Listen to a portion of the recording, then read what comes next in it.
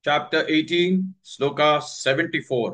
Sanjaya Uvacha, Sanjaya Uvacha, Sanjaya Uvacha, Ityaham Vasudevasya, Ityaham Vasudevasya, Ityaham Vasudevasya, Partasya cha Mahatmanah, Partasya cha Mahatmanah, Partasya cha Mahatmanah, Sanjaya Uvacha Ityaham Vasudevasya Partasya cha Mahatmanah Sanjaya Uvacha Ityaham Vasudevasya Partasya cha Mahatmanah Sanjaya Uvacha Ityaham Vasudevasya Partasya cha Mahatmanah Sanjaya Uvacha Ityaham Vasudevasya Partasya cha Mahatmanah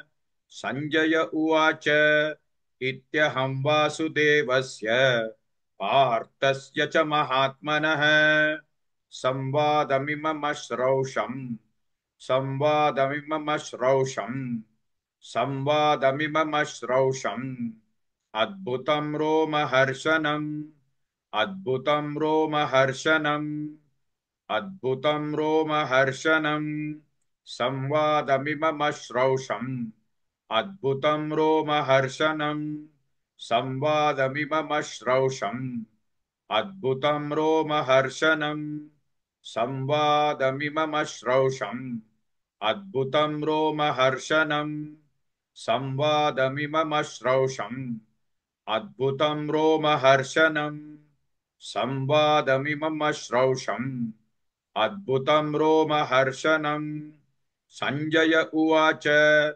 Ityaham Vasudevasya Partasya cha Mahatmanah Samvadamimamashrosham Adbhutam Romaharshanam.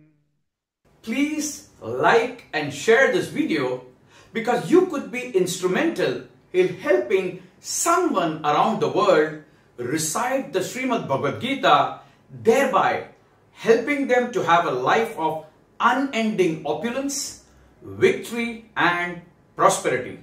This is mentioned in chapter 18, Sloka 78. Yes, don't forget to buy my book, Leadership Can Be Child's Play. Namaste.